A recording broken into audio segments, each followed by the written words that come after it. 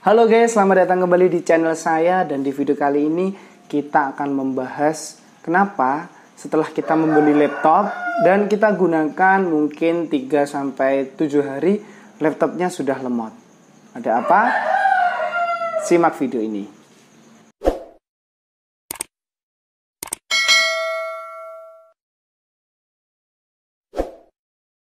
Oke guys, jadi beberapa waktu yang lalu saya mendapatkan pertanyaan dari salah satu subscriber channel ini di kolom komentar. Kenapa setelah dia membeli laptop yang kebetulan laptopnya sama seperti laptop yang saya review kemarin. Kalau kalian belum tahu videonya, bisa klik link yang ada di kanan atas. Kenapa setelah dia beli laptopnya lag? Padahal laptop ini memiliki spesifikasi yang menurut saya mumpuni, yaitu prosesornya AMD A9 series. Ya meski tahun ini sih sudah jadul ya, tapi masih bagus untuk pekerjaan rumah. Terus Windows 10 64 bit, 1 TB penyimpanannya, dan 14 inci layarnya, dan juga AMD Radeon untuk GPU-nya. Nah, menurut saya laptop ini sudah sangat bagus untuk kerja di rumah. Nah, tapi kenapa kok bisa lemot guys? Ternyata ada beberapa faktor yang membuat laptop kita lemot.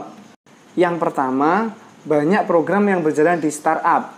Yang kedua, efek visual dan animasi yang memperberat kerja sistem laptop kalian. Dan yang ketiga, mungkin ketika kalian membeli, kalian tidak memperhatikan atau hanya memperhatikan satu spesifikasi penting di laptop kalian. Contoh seperti ini. Nah, mungkin kalian hanya memikirkan RAM-nya saja guys. Oke, RAM-nya 8 GB, langsung kalian beli. Tapi kalian tidak memperhatikan prosesor yang kalian dapat dan juga GPU yang kalian dapat. Atau mungkin kalian tidak memikirkan laptop ini mau kalian gunakan seperti apa. Contoh, kalau kalian ingin laptop gaming, tetapi yang kalian beli prosesornya biasa saja, GPU-nya biasa saja, RAM-nya yang luar biasa. Nah, itu bisa menyebabkan ketika kalian gunakan sesuai keinginan kalian, yaitu gaming, laptop kalian tidak akan kuat dan akhirnya laptop kalian lag. Atau mungkin yang ketiga malah GPU-nya bagus, prosesornya bagus, tapi kalian lupa akan RAM-nya. Tapi kelihatannya tidak mungkin ya, apalagi generasi milenial ini sangat sadar akan perkembangan teknologi. Tapi bagaimana jadinya kalau seperti laptop ini?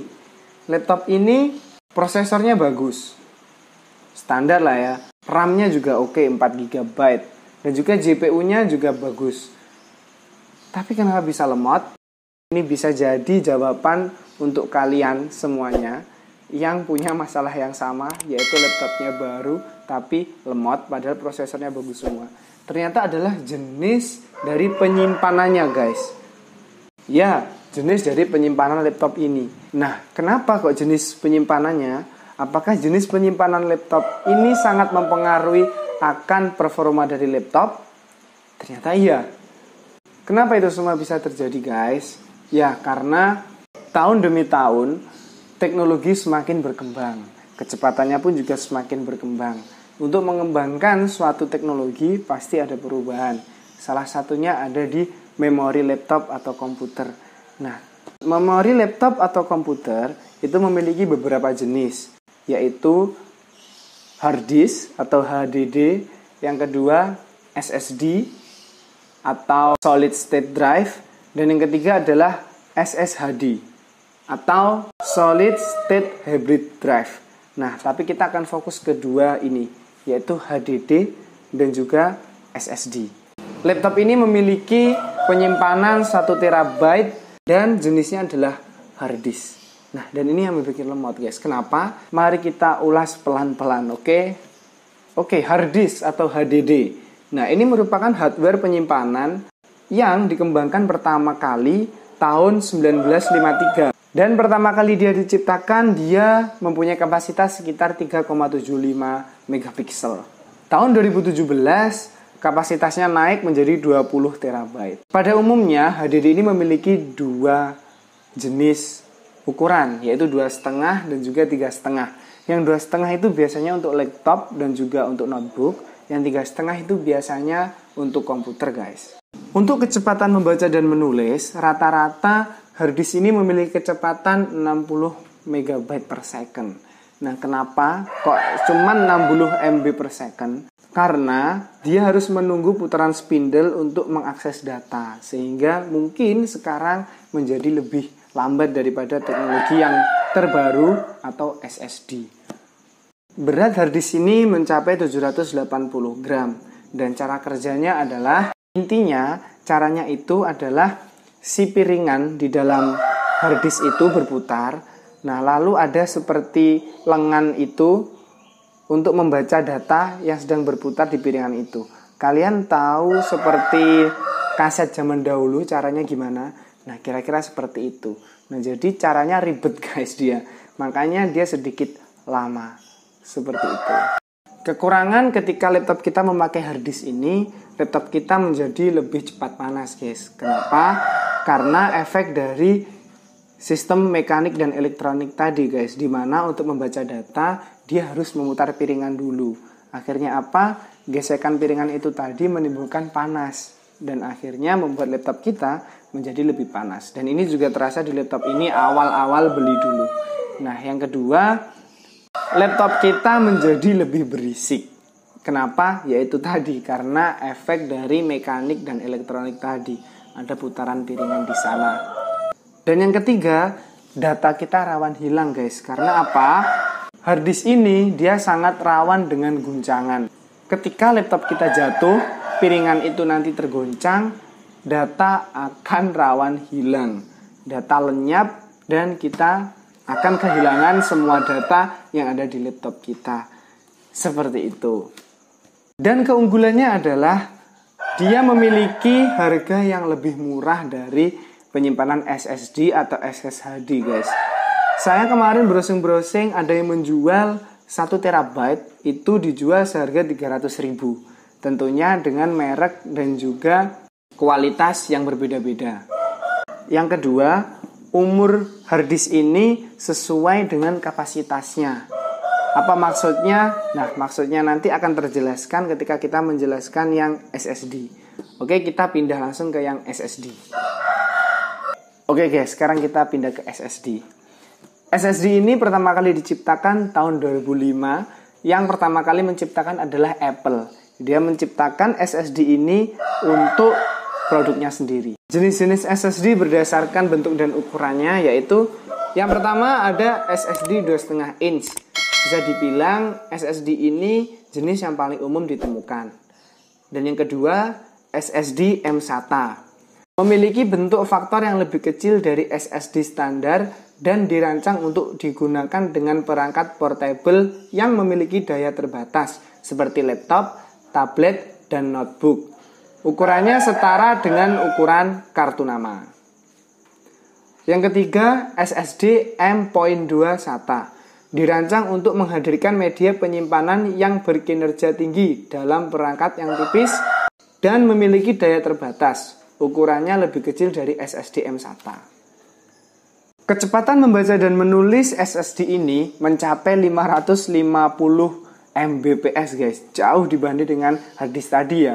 Kalau harddisk tadi hanya 60, ini 550. Nah, SSD ini menjadi sangat maksimal ketika kalian gunakan untuk booting komputer guys, atau PC kalian. Ketika kalian membuka program juga tidak lemot. Ketika kalian menghidupkan laptop juga tidak lemot.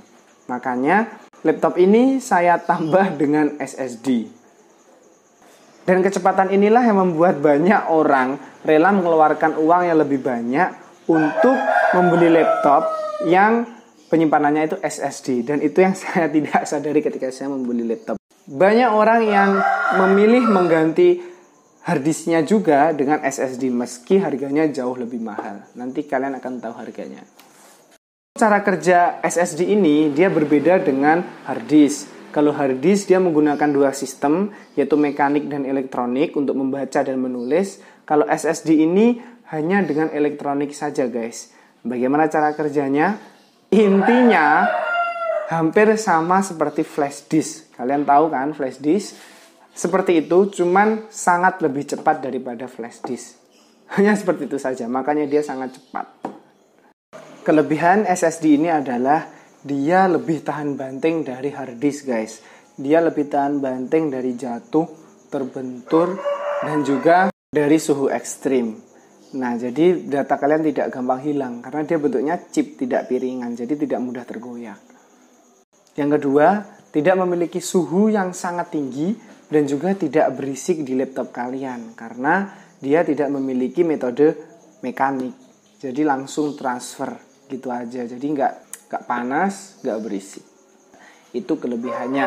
Kalau kekurangannya, umur SSD ini tergantung kapasitas membaca dan menulisnya guys. Jadi apa perbedaannya dari hard disk? Kalau hard disk itu keawetannya ya kalau sudah penuh, katakanlah 1 TB, kalau sudah penuh ya penuh, gitu aja. Kalian kalau pengen nyimpen lagi, dihapus beberapa, bisa kalian simpen lagi. Tapi kalau SSD ini dia tidak seperti itu. Kalau dia seperti ini. Umur pakai SSD tergantung dari pemakaian write atau seberapa banyak data dapat ditulis. Sementara untuk bacanya tidak terlalu berpengaruh. Misalnya SSD 250 GB umumnya memiliki masa pakai data yang dapat ditulis dalam jumlah tertentu. Semisal 300 TB. Jika sudah mencapai data tersebut, maka SSD akan rusak. Jadi seperti itu guys dia. Rawan rusak kalau kelebihan data tulis. Yang ketiga adalah harganya sangat mahal guys. Iya, dibanding hard disk, SSD ini harganya sangat mahal. Saya kemarin sempat browsing di online, saya menemukan ada yang menjual SSD kapasitas 250 GB itu dijual harganya 500.000. Itu tergantung juga antara merek dan juga si penjualnya. Terus bagaimana untuk orang yang sudah terlanjur beli laptop seperti saya ini dengan jenis penyimpanan hard disk? Caranya seperti ini. Cek dulu laptop kalian itu penyimpanannya dapat 2 slot atau 1 slot. Kalau 2 slot seperti saya, itu kalian tinggal beli penyimpanan yang SSD, yang minimal juga nggak apa-apa, yang digunakan untuk menyimpan sistem seperti Windows, Microsoft, atau yang lainnya yang kalian anggap penting. Nah, itu kalian gunakan untuk menyimpan itu sehingga laptop kalian tidak lemot lagi guys. Jadi seperti ini. Ini dulu sayangnya saya tidak ada video sebelum SSD saya tanam ya. Ini dulu booting itu sampai 1 menit bisa dia guys. Nah, tapi setelah saya ganti dengan SSD, ketika dia booting, dia cuma butuh waktu sekitar 5-10 detik saja. Jadi cepat banget. Membuka Microsoft Word menggunakan hard disk itu sangat lama, tapi ketika dengan SSD itu sangat cepat guys. Jadi kalian gunakan saja untuk menyimpan program-program yang penting atau sistem di laptop kalian.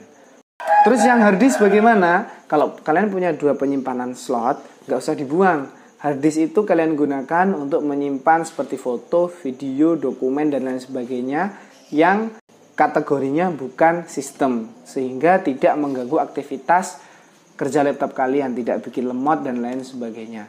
Jadi saran terbaik adalah kombinasikan. Oke guys, sampai di sini dulu video kali ini. Jangan lupa like dan komen video ini. Tulis komentar kalian di bawah, kalian mendapat pengalaman apa ketika membeli laptop. Dan jangan lupa subscribe channel ini untuk terus mendukung channel ini agar berkembang setiap harinya. Terima kasih, sampai jumpa di video selanjutnya.